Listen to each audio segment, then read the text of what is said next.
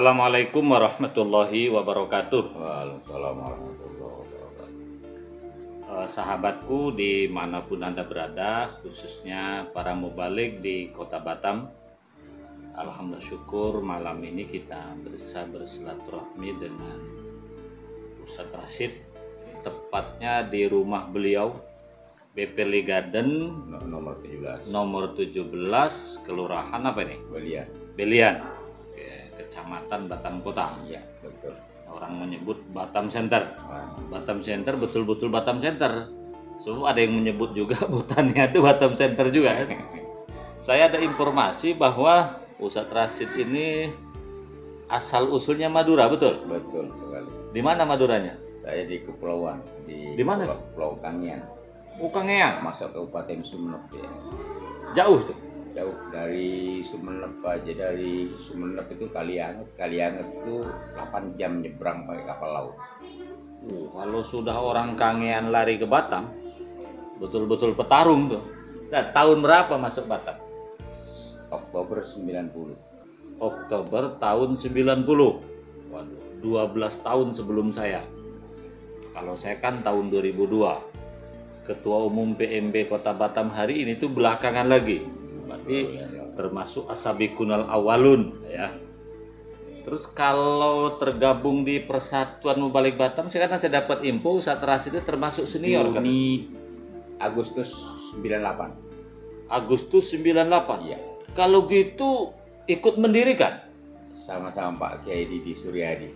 Karena saya dapat informasi dari Pak Samsul, sebenarnya yang mendirikan tuh kalau seluruhnya 200. Ya, Itu kan? Betul. Cuman itu kan yang di tokohnya aja. Tadi 20 pertama itu. 20. 20. Iyalah artinya Ustadz Rashid ikut berkecimpung di awal Ikut mendirikan. Di awal mendirikan. Oh, ya. Bersama Pak Dadang Karim waktu itu sekretaris kota dan Pak Didi Suradi ketua. Artinya Ustadz Rashid ini bisa dikatakan as-sabiqunal awalun.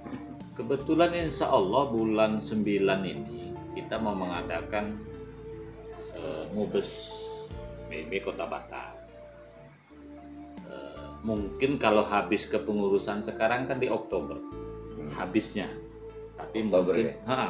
tapi mungkin Mubesnya kabarnya bulan 9. Oke, sebelum cerita ke situ, karena ada juga yang mendorong Ustadz Rashid. Dalam pandangan Ustadz, perkembangan mubalik dari 98 sampai sekarang tuh apa dinamika yang terjadi? Ada perubahan kah? Itu kalau menurut saya lihat perubahan itu tidak mungkin kita pungkiri, itu pasti ada.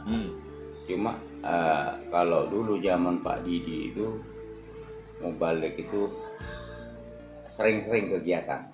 Sering-sering kegiatan. Sering-sering ada kegiatan dikumpulkan. Terus jadi memberikan briefing, bahkan ada pelatihan. Ada pelatihan, bahkan sertifikasi itu selalu ada. Selalu ada. Sering kegiatan yang tidak ada hubungannya dengan pemerintah kota. Betul, tidak ada. Dan Artinya bahkan, betul-betul kegiatan PMB. ya, bahkan tidak ada waktu zaman Pak Didi Sudadi itu sedikit-sedikit ke kota, sedikit-sedikit ke pemerintah. Itu tidak ada. Lebih mandiri. Lebih mandiri. Bahkan PMB itu sendiri kalau dulu ya, mohon maaf, untuk ceramah-ceramah itu ada masjid-masjid yang tidak bisa membayar 100.000, 75.000, ada yang digratiskan oleh Pak Didi pada saat itu. Tapi tetap semangat. Tetap semangat, dan kita tidak yang namanya kita berdakwah tidak harus mengejar bertanya berapa isi amplopnya, dan itu tidak ada zaman dulu. Saya dapat informasi awal-awal berdirinya PMB ya sampai sekian puluh tahun mungkin ya. Wirah amar ma'ruf nahil mungkar tuh nampak. Itu nampak sekali. Nah, itu kan. Kan namanya nahi mungkar tuh kan, yang namanya mungkar tuh kan sampai akhir zaman kan tetap ada. Tetap ada. Tak Selagi mungkin. masih manusia hidup. Selamat. Kejahatan tetap ada. Nah, ada nggak? Betul nggak informasi dari kawan-kawan zaman dulu? Kalau girah mubalik dulu lebih greget, semangat nahi mungkarnya. Justru kalau dulu itu kalau sudah Ramadan, itu total diskotik itu Tutup. total. Karena PMB yang bergerak. Berarti kita dulu ikut ngawasi langsung. Ikut ngawasi langsung rapat di pemerintah. Waktu dulu Pemda di BP Batam, Otorita Batam, kita juga rapat. Dan itu bekerja sama dengan dinas-dinas yang ada di sini bagaimana caranya supaya puasa itu tidak terganggu. Dan bahkan pernah Pak Didi Suryadi itu memberikan satu fatwa, memberikan bahwa kawasan tutup aurat, kawasan hijab itu pernah dilakukan oleh almarhum. Artinya PMB pernah ikut juga mendorong pemerintah dalam hal ini membentuk kawasan berhijab. Kawasan berhijab, kawasan yang tutup tidak, aurat. Tutup aurat, tidak boleh buka aurat itu. Ada kawasan-kawasan tertentu. Zaman itu ya? Zaman itu. Ya kalau sekarang kan sudah tidak ada. Rapat paling jam 10 dibuka diskotik sampai jam sekian habis terawih. Berarti kalau gitu dulu kita pernah ikut keliling ngawasi diskotik? Saya alhamdulillah sampai di dinasti 99 itu saya pernah membebaskan salah satu PSK. Orang Palembang. Dulu PMB itu betul-betul pada saat 98 itu PMB walaupun masjid musala kecil naik turun gelap-gelap, kita insya Allah datang kalau dulu. Banyak juga yang bertanya-tanya kepada saya, siapa Pak Ketua Umum PMB berikutnya. Nah, kebetulan ada yang menyebut Ustadz Rasid. Misalnya atau umpamanya, ada yang mendorong Ustadz Rasid ini maju ketua PMB Kota periode 2025-2030. Kan 5 tahun sekarang. 5 tahun. Kira-kira apa tanggapan Ustadz? Tanggapan saya seperti ini. Menjadi ketua umum PMB itu tidak ada yang dikejar karena ini adalah organisasi sosial sebenarnya. Iya ya. Namun jika itu memang dikehendaki, ya insya Allah itu amanah bagi saya. Jika dikehendaki itu amanah. Itu amanah bagi saya. Nah, setelah menerima amanah itu, bagaimana PMB itu maju bukan hanya mengharapkan daripada pemerintah adanya. Pemerintah sedikit pemerintah. Nah sekarang kita tetap membantu pemerintah, tapi bukan bergendong. Jadi kita memangku pemerintah, itu bukan kita yang. Oh, kita yang memangku. Bukan kita yang dipangku. Meluruskan apa yang tidak lurus di pemerintah itu kita nasihati, kita sebagai ulama. Berarti bisa dikatakan kita ini tugasnya nasihati. Tugasnya nasihati. Harusnya umara itu dekat kepada ulama. Bukan ulama dekat ke umara yang menyusu kepada umara. Nah itu sudah kebalik. Dua, saya dengar aset-aset PMB kayak punya kantor sekretariat selama ini belum beralih atas nama Persatuan Membalik Batam. Ya, masih atas nama pribadi. Apa beratnya itu sebenarnya? Kalau ada keinginan dan kemauan, berapa sih mengalihkan, memindahkan nama, balik nama? Sebenarnya kan tidak susah, kecuali pribadi itu punya hutang atau menggadaikan aset PMB itu sendiri dan belum dilunasi, nah mungkin itu susah. Oh iya. Tapi kalau memang tidak ada sangkut paut dengan orang lain, maka seharusnya tinggal balik nama supaya menjadi aset PMB. Siapapun jadi ketua nanti, ketumnya, maka dia punya aset PMB itu turun. Aset PMB itu sekarang atas nama Pak Zulkifli Aka. Jadi sebenarnya Pak Juni sudah siap. Karena sertifikat itu kan sudah di kita, sudah di PMB. Cuma nama beliau. Saya dapat informasi, ketika balik nama, problemnya mungkin kan di biaya. Apa biaya balik nama itu? Mungkin itu kesulitannya. Balik nama kan bukan jual beli, hibah. Oh, bisa dihibahkan? Kalau hibah, kalau dikatakan hibah, itu pajaknya tidak semestinya orang AJB. Berarti lebih murah? Tidak lebih murah dan tidak semena-mena melakukan suatu ada PNBP apa segala macam, itu mungkin itu karena itu sosial dan hibah. Kalau yang namanya hibah mengalihkan itu bukan berarti kita harus anggaplah itu sekarang harus membayar. Loh, kan ada iuran itu berapa lama bisa dikumpulin? Betul. Kan kurang apa lagi sih? PMB sudah berbadan hukum. Kan sebenarnya tinggal menghibahkan. Berarti kata Ustaz itu tinggal mau dengan tidak. Ada keinginan atau tidak? Kalau tak ada keinginan ya sampai kapanpun ya tidak mungkin, tidak bisa. Konkretnya, misalnya nanti Ustaz Rasid terpilih ketua umum PMB, insya Allah dana PMB belum ada, bisa nggak ditalangi itu untuk balik nama? Itu sudah saya sampaikan dari tadi, tergantung ketua ada keinginan atau tidak. Dulu waktu kita mau sudah sepakat, jika PMB tidak punya kas, ditalangi dulu, itu anggap utang PMB. Iya, gitu utang. Itu sudah selesai dulu waktu Mobes itu sudah disampaikan itu. Sudah. Sudah pada saat itu udah 5 tahun ini. Udah disampaikan. Jadi aset PMB itu menjadi perbincangan pada saat perdebatan, pada saat Mobes. Bagaimana aset Pak ada, Pak Zulkifli Haga juga ada. Jadi saya usulkan boleh ditalangi, siapapun yang akan terpilih nanti talangi. Setelah ditalangi itu menjadi iuran-iuran itu menjadi utang. Masalah itu. Nah sampai sekarang saya belum dengar juga bahwa aset PMB itu belum dibalik nama ke PMB. Baru dengar malam ini juga saya. Baru dengar? Baru dengar, karena itu sudah dibicarakan pada saat itu. Bukan, kalau di tingkat anggota di bawah, di tingkat ketua-ketua, kan itu juga yang jadi bagian dari masalah. Mohon maaf saya ngomong setelah nanti terpilih ketua umum, tak sampai 1 minggu itu dibalik namanya. 1 hari saya panggil notaris, bahkan notaris yang ambil. Mungkin gini, saya dapat maklum, awalnya kan belum ada badan hukum. Nah memang 3 tahun yang lalu sudah ada badan hukum. Nah makanya itu setelah ada badan hukum, organisasi itu harus mempunyai aset. Nah kalau organisasi itu tidak punya aset atas nama pribadi, bisa saja nanti PMB itu kan tidak ada jaminan PMB itu akan eksis terus di Kota Batam. Siapa yang menjamin?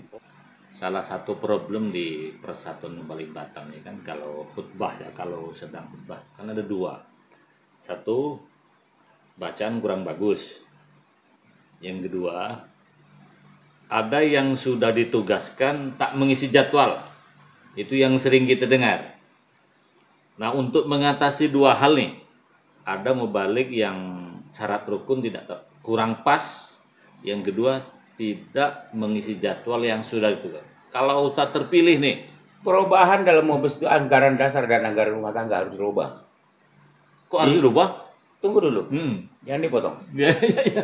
Di dalam anggaran rumah tangga tidak ada di situ kewenangan ketua umum atau ketua kecamatan untuk menonaktifkan orang-orang yang tidak. Ya. Pertama, betul. Itu tidak ada kewenangan di situ. Tetapi kewenangannya bisa saja tidak diberikan jadwal atau jadwalnya diselang-seling kepada masjid-masjid yang kira-kira masih baru belajar. Itu pertama. Nah, yang kedua, sertifikasi itu jangan dihentikan. Oh, betul. Pelatihan sertifikasi, yang melatih dan yang mensertifikasi itu jangan kita. Kalau perlu kita bayar, kita datangkan orang dari Kementerian Agama, dari pusat, kita latih. Itulah pentingnya untuk memperbaiki yang kurang baik. Untuk memperbaiki yang kurang baik. Nah kalau kita biarkan begitu saja seterusnya, komplain masjid sana begini, komplain begini. Satu. Yang ketiga, masalah judul khutbah itu carilah judul khutbah yang kira-kira memberikan motivasi kepada masyarakat. Kita dakwah Islam loh ini. Bagaimana umat ini tarik, bagaimana kita bertakwa, ending dalam kehidupan dunia ini. Itu endingnya. Diajak manusia ini bertakwa. Bagaimana mengingat Allah agar supaya nanti di PMB itu kalau ada orangnya yang ikut politik menjadi pimpinan DPR, menjadi DPRD, menjadi wali kota, dia ingat kepada iman dan takwa itu sendiri. Tidak sekedar ini judul, umpamanya. Begini, pembicaraan di kalangan anggota. Walaupun itu bukan kewajiban kita sebenarnya. Apa sih peran pengurus PMB ini untuk mensejahterakan anggota? Kalau Ustadz nih, untuk mensejahterakan anggota misalnya, terutama yang menengah ke bawah. Kembangkan koperasi-koperasi di setiap ini seperti Bank Saku.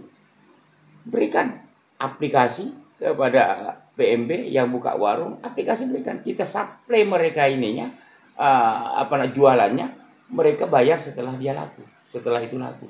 Bukan dibiarkan begitu saja. Kalau organisasi dibiarkan begitu saja, maka tunggu kematiannya lah. Jadi kalau Pak Rasid jadi ketua umum PMB, sekarang kan yang jadi persoalan, ini PMB gagal menjadikan anggota di legislatif. Ini kan jadi kontroversi. Ada sebagian mengatakan PMB ndak usah ikut campur ngurus politik, kita fokus aja ngurus umat. Ada sebagian kita harus berjuang bagaimana anggota minimal perdapil masuk parlemen. Nah, kalau pemikiran Ustadz tuh, sebenarnya PMB itu bagaimana sih? Sebenarnya pemikiran seperti itu pemikirannya salah. Yang mau tak usah ngurus politik, ngurus umat. Salah? Salah besar. Karena politik itu tidak bisa dipisahkan dengan agama. Tapi agama tidak boleh dibawa-bawa ke politik.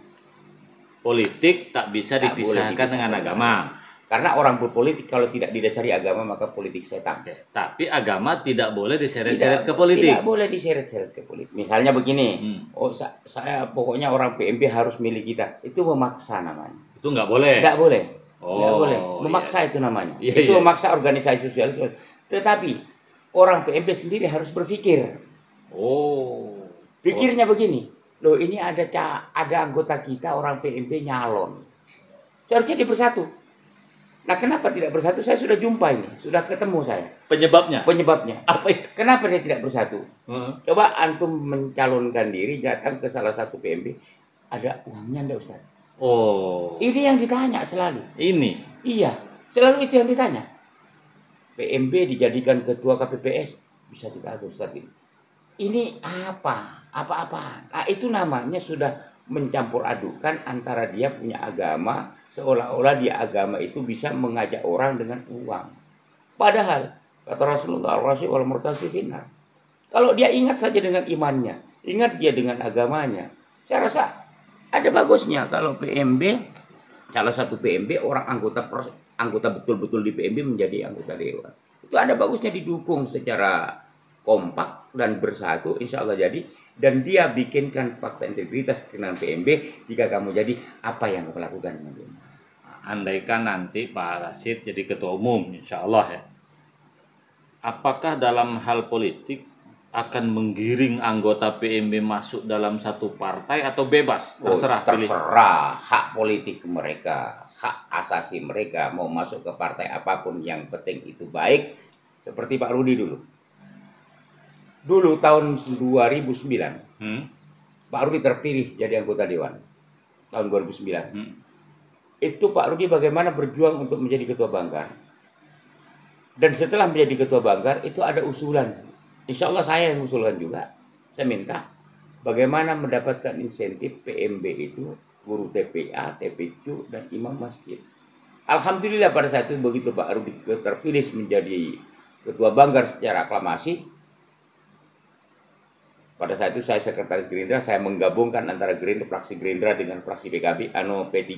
Saya juga ikut tanda tangan, terpilihlah Pak Rudi menjadi ketua Banggar, dan Pak Rudi tepati janjinya 150.000 pada saat itu per bulan. Artinya anggota PMB yang sekarang duduk, begitu ya? Ya harus begitu. Iya, harus mempunyai kontribusi kepada PMB untuk membesarkan organisasi. Nah, kalau Ustadz terpilih nih menjadi ketua umum PMB, ada nggak ide bagaimana ya walaupun tidak setiap Jumat itu anggota PMB di kota sesekali dikepulaukan seperti zaman almarhum Pak Didi dulu. Itu ide saya juga waktu saat Mobes kemarin. Nah, gitu ya?